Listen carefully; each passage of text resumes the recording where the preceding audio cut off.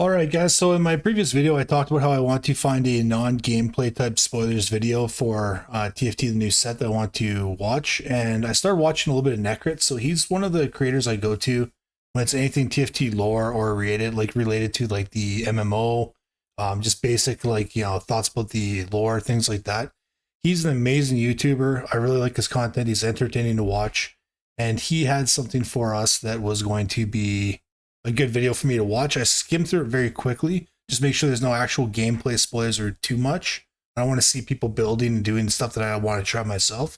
But he runs down a basic of like the new set, and this is what I was looking to find, so hopefully we can watch it together and we'll go from there. I'll let him do his spiel. Let's go. Oh, down here. Story of TFT is honestly incredible. We're talking about a game that is an incredible success on the video game market, while at the same time this game has little to no competition because everyone else is sleeping on the idea of auto battlers. I don't think everyone else is sleeping, I just don't think that they're that good. I don't know another auto battler right now that's taking the space like TFT is, and that's why they're like really holding down the market. Anyways, we'll let them keep going. And this allows TFT to dish out Ws all around, even though it is always good to have strong competition that can push you in the right direction. It's just that here, TFT has to do all the motivation themselves. And well, yesterday, after an awesome champion... Okay, sorry guys. How small is that microphone? I gotta comment on that. That thing is cracking me up. That's amazing. Good stuff. All right. Anyways, Inkborn Fables. That's what it's called. Interesting. TFT revealed what's coming in their set 11, which is already a follow-up to set 10, which by many was seen as the best set yet. Because on the competitive side, the flexibility was massive. Though it came at the cost of a lot of the casual players not liking the new headliner mechanic. Yeah, they need to do something completely different because this headliner thing has been played with before and a lot of people hated it. That being said though, like I did skim past this a little bit so I know like what they're doing with, which makes me pretty excited, but yeah, we'll keep going. But you know what? None of that really mattered because everyone was playing that set for the banger music. And so now everyone is wondering, how can they beat set 10? Is it even possible? Well, that's what we are diving into today. So without further ado, let's have a look at what set 11, called Inkborn Fables, is all about. As should be obvious, Inkborn Fables takes us back to the Eastern themes. Cool. This is not our first rodeo there, and you may remember the last time we visited, people did not leave with the best memories. Yeah, I remember but that. Everything was fixed eventually. So to tell us where we are heading this time, the gameplay designers Blueclove and Sloan dive in. And they immediately start with a whole new mechanic called encounters. Just like every set had something special, this is the staple of set 11. With the theme being all about meeting mystical beings from legends. The premise is simple. At various points in every game, you will meet random encounters. These are rare events that mix up the course of the entire game. Or at least some of them do, because sometimes it may be just a fun new mechanic, but at other times it literally changes how the game behaves. In many ways, you could compare this to the old mechanic of set 3. And here we also got some examples for what those encounters could be. For example, when you meet Ilaoi, she just gives you some free rerolls. But on the other hand, you may also meet Set, who doesn't change the gameplay. He just grows and shrinks the tacticians. And that's it. This is clever, because this way you still get something interesting to encounter, but it doesn't change the gameplay and it gives you the normal game of TFT. Yeah, is this gonna be the same thing like Portals, where you just get like maybe a sample of like 20 or something like that, and that's you get to see them like all the time? Like, yeah, I don't know. Like, we'll see. In contrast, there are also some bigger encounters. For example, Cho'Gath gives you the option to feed him one of the slots in your shop. And when you do that, he gives you a lot of rewards in return. I would totally do that. I wonder if you can see him multiple times in a game and sell him down to like 2 shop holders. That'd be awesome. But of course, it is a choice which you can skip and just play with your normal shop. And after that, RIOT also revealed a new fishing minigame with Tam Kench, which is hardly a fishing minigame, you really just run around and soak ponds. But then there is perhaps the most impactful one. Gain. When you meet Kane, he marks a stage in the future. And when the game gets to that stage, the game immediately ends, with the placements being based on how much health people have at that time. Okay, that's amazing. So there's gonna be like no more people like hard steel players that like doing something like to roll down older gold, or people that like force themselves into loss streaks to like get more econ. Because like there's no going to be open 14's dead, because like if you had a chance where you get Kane, you really have to make up for it after that. I think that's a really cool champion that or feature they're bringing in. This one is crazy because the moment Kane shows up, everyone will start burning their gold because they need to keep as much health as possible. So it really just turns the rules of TFT upside down. Not to mention, your games are probably gonna be shorter. And yes, on Twitter we also got some other examples, such as the Bard encounter, which makes all players start at level 3. That's kind of cool. Now your first thought here may be, this is gonna get frustrating after the first few times you have played these. Is Kane really gonna cut off every other game? Is TFT turning into a game that is all about pressure now? Well, no, and that's simply because there is 80 different encounters in this set. So for example...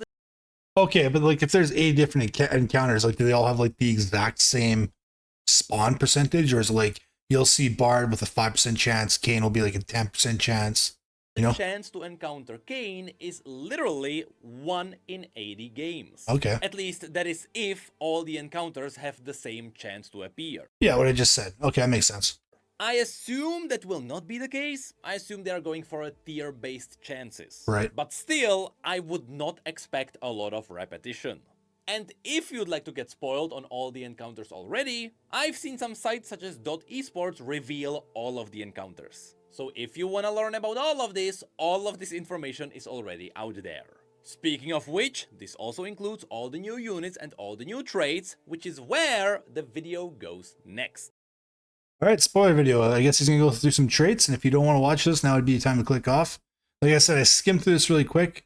There's no actual, like, two people playing against each other. They just showed, like, clips of, like, what the gameplay will look like, but we'll go from there. Of course, every set gives us a lot of new units and a lot of new traits, but RIOT highlighted the best ones. Or rather, the most interesting ones. For example, we got the new Exalted units, which include... none! You see, there are no Exalted units in this game because the Exalted trait is randomly assigned to already existing units in this set. So literally every time you play the game, different units will be Exalted. With this trait not only buffing them, but also their adjacent units, which pretty much makes this the most flexible trait of TFT. So without me going and watching other people play, because I don't want to spoil too much for myself, I wonder if that's like the Exalted trait will take over pre-existing traits. So it's like, say like Jazz now becomes Exalted, all Jazz units become Exalted, or like Hardsteel, all Hardsteel units become Exalted. Or if it's like random people, like you'll get like a Nico, a Vi, you know, a Bard, and an Ezreal. Like those are your Exalted units. That'd be kind of neat because then you're always playing weird team comps around like units you'd normally pair together. You normally would not. Next, they highlight the mythic units, which get a stackable buff, and after 4 combats, they become canonical. Don't use this word, it gives me PTSD. Which really just doubles their stats. But this trait also includes the new 5-cost mythic unit, Hui, who has the incredible ability to duplicate a unit on your bench. Getting this one early is gonna be nuts. So you guys might not remember this, but there was actually a Yordle trait quite a few sets ago where Yordles would just like, they're not duplicate, but like being in that trait would duplicate a Yordle pretty much. You get one for free at the beginning of every combat. So it's kind of like they took that Yordle aspect and gave it to him, so he's giving you a unit, a duplication, but it was kind of an idea from before when they did the Yordles. Every single turn you just get another Yordle on your bench until you've 3-starred everybody. After which they confirmed that Fortune is returning. Oh, which, good. as far as I remember, is one of the traits that just generates gold with more gold if you lose. Look, it's been a while and all I remember is Tahm Kench being a really good solo tank. But this time around, Fortune got a lot more Who's special. this? Because for the first time ever, it allowed TFT to introduce a whole new character into the universe of Runeterra. Even though, remember, this is not a canonical set, but the character is real now. So I believe that that means that they actually have to release him to TFT now, or into League as well, right? So I thought that in a previous statement they said that going forward, all League of Legends games have to tie into the same lore. So like there can't be any changes and differentiation, like different approaches to it. Like everything has to be intertwined. So if we get him in TFT now, that means technically this unit should be coming to Summer's Rift, I'm assuming. And we are talking about a brand new Yordle tank who can finally get in the front lines, besides Poppy, who up until now was really just the only tank. Sorry, Amumu. Don't be sorry for Mumu. I think having a Yordle tank is a great idea. They should have done that a long time ago. And I love a Mumu. I really wish they make a chibi on him. In 5v5 on my very first count ever in the league, I had over 2 million mastery points on a Mumu. Like, I absolutely love that champion. And yes, this is a proper new unit built from the ground up. It has a unique model with a brand new skeleton with brand new animations. And this one gets especially cool because it is a one cost that scales into late game, because he gets permanent health based on your interest. So now, of course, it's insane. So if you're on a win streak, he just gets heavy, like tankier and tankier. Everyone will start asking, when will he get to League of Legends? Yeah, exactly. Next, they tease the Fated units, which are 2 units that you can bond together to make them stronger. What is she doing? And they even revealed another unique 5 cost, which is Rakan and Xayah, both of which are just a single unit that changes depending on where you place them. If you place them in the backline, it is gonna be Xayah. If you place them in the front line, it is gonna be Rakan. You know, this mechanic is nothing really new. We've had Jace swapping stances in the past, but this time they got an ability that lets them tag in their partner. After which, they let them tag in their partner. So that must be like an additional attack that they do or something like that. That's really cool though. Yeah, like both those characters have been in TFT sets before. And yeah, Jace used to have the same thing. You'd like put Jace in the back line for range cannons, or you put him in the front for the hammer. He was kind of dog crap in both positions, but RIOT also highlighted the Story Weavers, which is a trait that summons Scale and lets you design her abilities. With every trait breakpoint, you will give her an ability and new passive abilities. So really, you are making your own champion. I can guarantee someone's already min-maxed that. For the people that are like playing before beta, like the pros, they've probably already min-maxed that. They're gonna have a Mobilix page on it before the beta is even released. Guarantee it. After which, RIOT wanted to show us one more unique 5 cost. But that one is so special, they had to summon the Engineers to really push TFT beyond. So here we got Anurag and Winston explain what they have done. You see, usually when TFT wants to do something cool, they borrow their tech from League of Legends. But this time, they had to build a tech of their own. And all of that was done to simply make Irelia look cool. They really wanted to give her the ability to dance with her blades, where the dancing wouldn't be just an ability, but it would in fact be her auto attack. So be ready for an AoE auto attack similar to the Cursed Singed. But so the thing is, like, that's existed before. I'm pretty sure, like, who was it? Arion Sol used to have like that freaking. I don't know if he's actually in set 3.5. I forget which set's he in. He might be in 3.5. I never played him yet on the new set or the revive set. I forget which set he's in, but Arion Sol would come out. He's kind of like the Protoss carrier ship. He would just shoot out all these little freaking orbs around him, and then they'd all come back to him. It was on, I think, the mech set. It might be actually Arion Sol from, yeah, I don't remember which one it is. But they'd all kind of just fly out and hit different units and come back as a big AoE. That's kind of the same mechanics they're using for that, it looks like. Now you may be asking, what's the crazy idea about this? Well, you see, League of Legends is known for being quite full of spaghetti. And RIOT codes a lot of things using the template of invisible minions. You wanna have an ability that targets the ground where you click? Well, when you click, you spawn an invisible minion and the ability targets that minion. That's actually how a lot of abilities work. And we know that's how it works because in the past there was quite a few bugs that gave you last hits just for casting abilities. So if League wanted to make these flowing daggers, they would have to spawn in random invisible minions, and they would make the daggers follow those minions. The issue with that is that you can't really make a smooth line with this. There would be a lot of sharp turns every time you course correct to the next minion. That is even if you include a lot of easing. So TFT decided to make their own tech using splines. You know, vector lines that can be traced using math. But here's the thing. Pulling out an article by Riot Games from 2015, you can see that League of Legends has already done that. This tech exists. So I assume they had to do something vastly different from the normal splines with easing.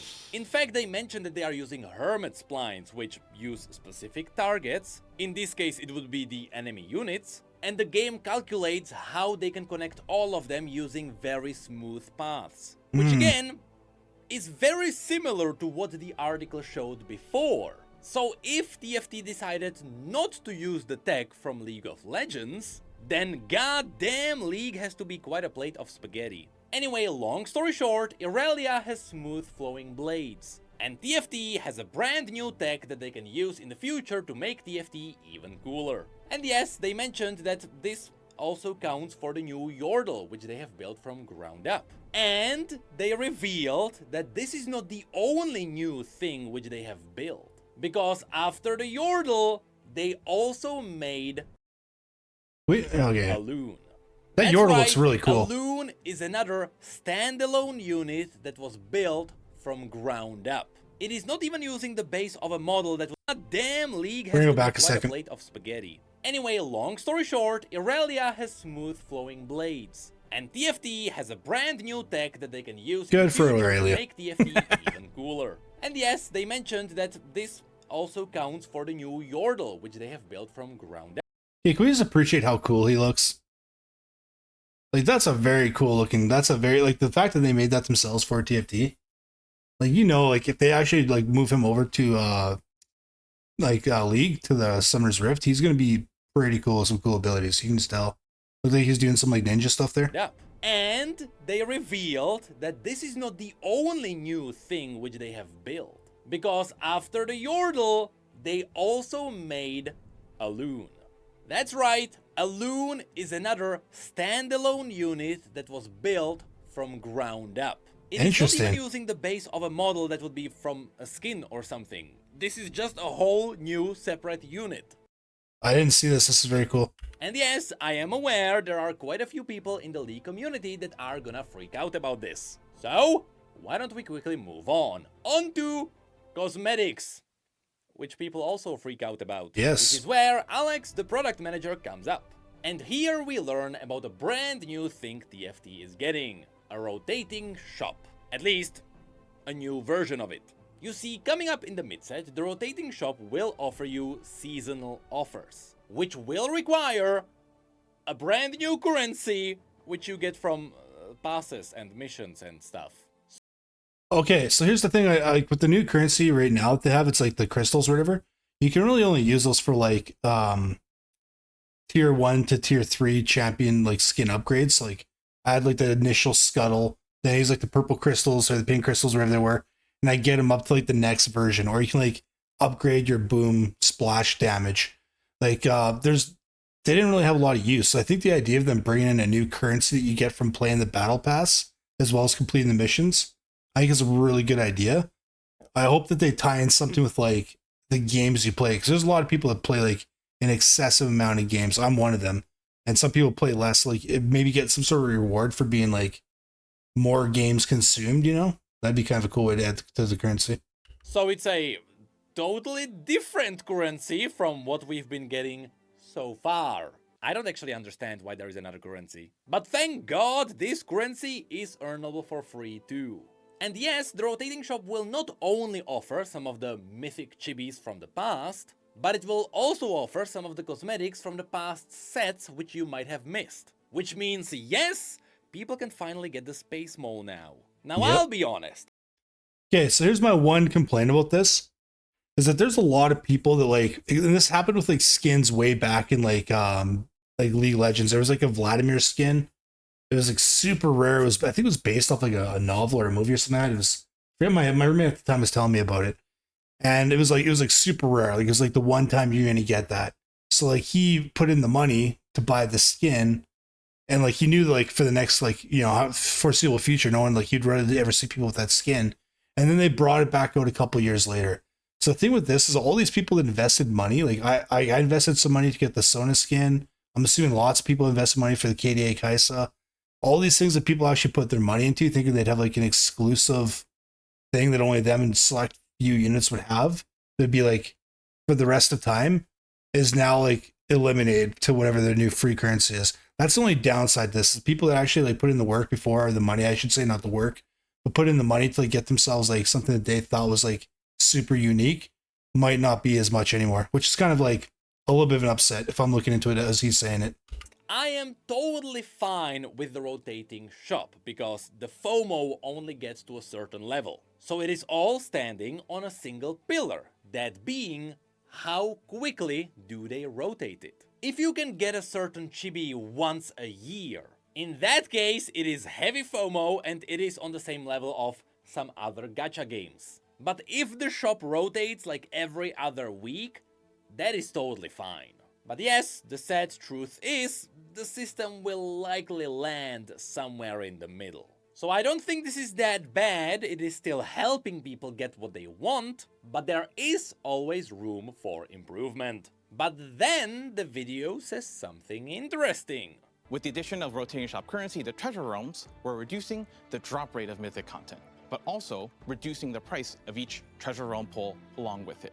See, reducing the drop rate of mythic content can mean two different things. And I noticed that different people think it means different things. Some people think that reducing the drop rate of mythic content means that there will be less chibis, because you can now buy them directly. But others believe that they are really just reducing the chance of the drop in the gacha system. That makes sense. Well, unfortunately, that is really what they are probably doing here. They are likely reducing the drop chance inside the gacha. Because they also mentioned that they are reducing the price as well, and they are giving us a milestone system which gives you more things back directly. So again, it is not a bad thing, the gacha system will be less aggressive, and there won't have to be that much of an investment.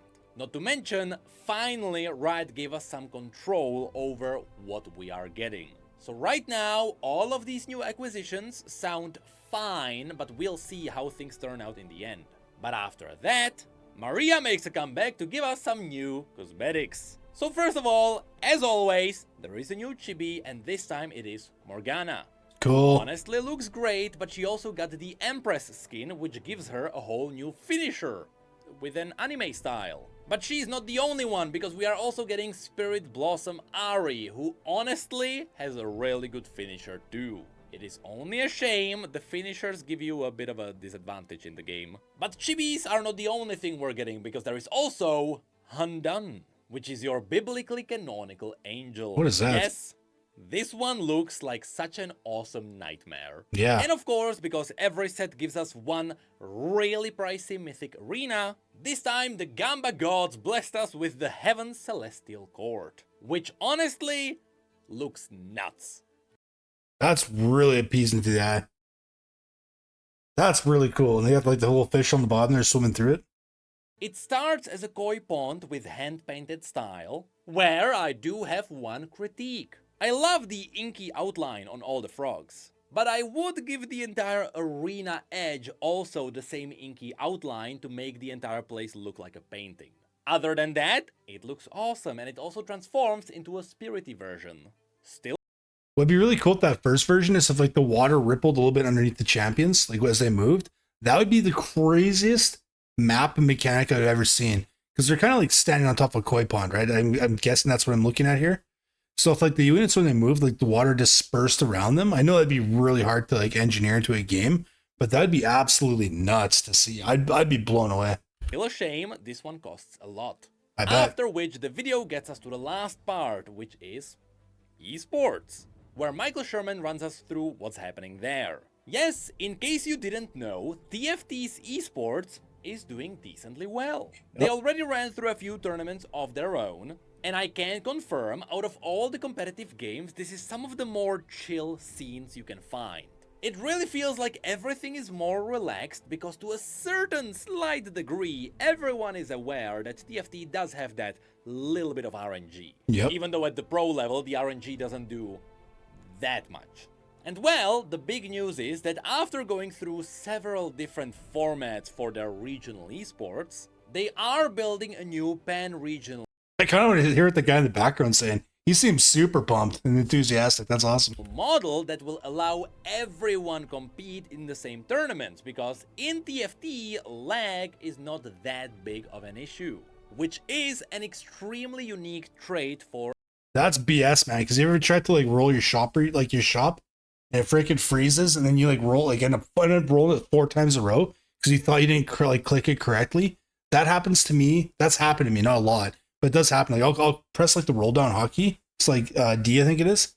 I'll press that and like nothing will happen. So like maybe it's my keyboard. I'll tap a couple more times and then it unglitches like and I just like skip through like 4 shops. Man, that's a lie. for a video game to have. So we'll see how far TFT can go with that model. But unfortunately, that is really it for all the TFT news. I'll be honest, so far this Oh, it's set Mort Dog. looks awesome. The new encounters are definitely gonna spice up the game again. If you guys don't know who that guy in the background is, that's Mort Dog. He's a streamer slash like pretty much the TFT overseer. That guy's like the overlord of TFT. He's the lead dev, I believe. Like all decisions go through him. And he's kind of like a witty, sarcastic humor when you drop by his page as well. It's good times. And this time it may be a little bit more in the more casual way. Because again, set 10 was awesome, but casuals didn't like it that much because of headliners. Well now, those are gone, and instead we're gonna be frustrated about gain. And all of this really made me realize something. TFT is supporting a lot of different systems going forward. You have augments, you have realms, now you possibly are also adding in encounters. Well, is TFT really transcending the roguelike genre? Well, that was a really good video, guys. That's NECRIT. I'll put a link in the description for his page so you can go check him out. He's really good at storytelling and doing like a lot of this TFT kind of stuff. So anyways, like and subscribe for more content. I was glad we got to see some there without too many spoilers. I'm actually really excited for this set now. I think the actual creativity there is huge. So yeah, we'll move on from that. Well, that's a bad screen. Let's see if we can pause something more casual here. No, these are all bad faces. Sorry, buddy. Anyways, guys, like and subscribe. We'll see you on the next one. Peace.